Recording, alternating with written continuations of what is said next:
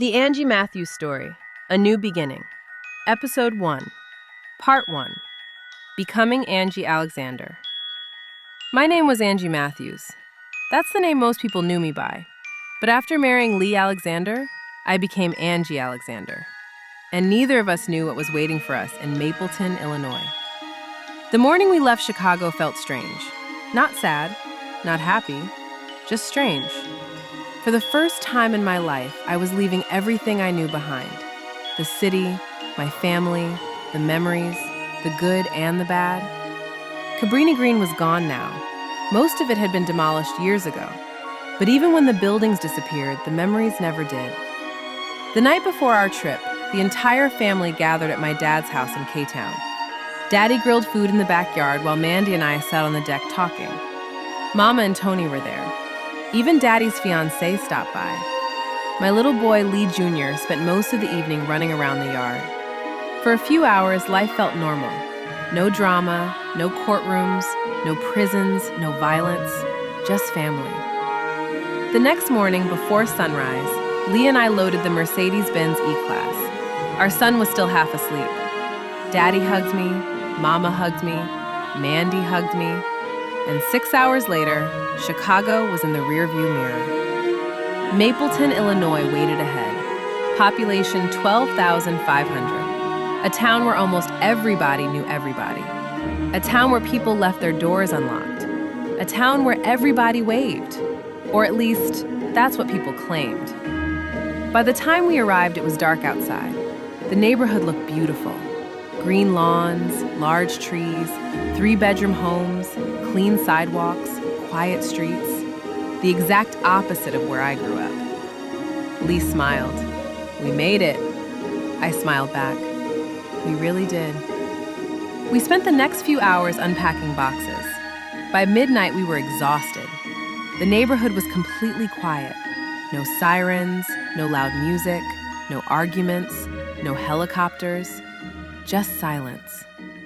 For somebody raised in Chicago, that silence almost felt uncomfortable. The next morning, Lee woke up before sunrise. He kissed me, then kissed Lee Jr. "I'm going for a run." I smiled. "Don't get lost." About 45 minutes later, he returned. Sweaty, happy, excited. "You won't believe this." "What?" "I met some of the neighbors." "Oh yeah? They seem pretty nice." I smiled. "Good. They said they're looking forward to meeting you." That sounded promising. Maybe this place would work out after all. Almost an hour later, I finally stepped outside. The weather was perfect. Blue skies, light breeze, sunny. I noticed a middle-aged couple sitting outside across the street. I smiled and waved. The woman gave a tiny wave back. The man barely moved his hand. Still, I walked over, trying to be friendly. "Beautiful weather today."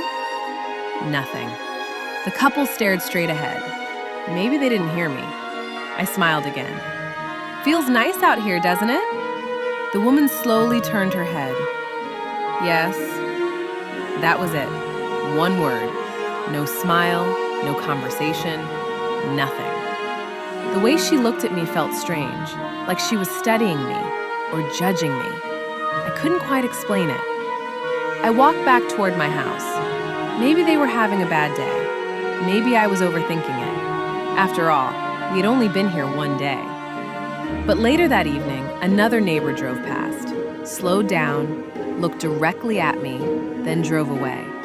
No wave, no smile, nothing. And for the first time, I started wondering if Mapleton wasn't exactly what it appeared to be. Because sometimes, people don't need words to tell you exactly how they feel. And deep down, I was starting to feel something wasn't right. Something was off. I just didn't know what it was yet. But I was about to find out. The hard way. If you enjoyed this story, don't forget to like, subscribe, and turn on notifications so you never miss an episode. And if you're new to the channel and want to see how Angie's journey began, from Cabrini Green to where she is today, be sure to check out the Angie Matthews Story playlist.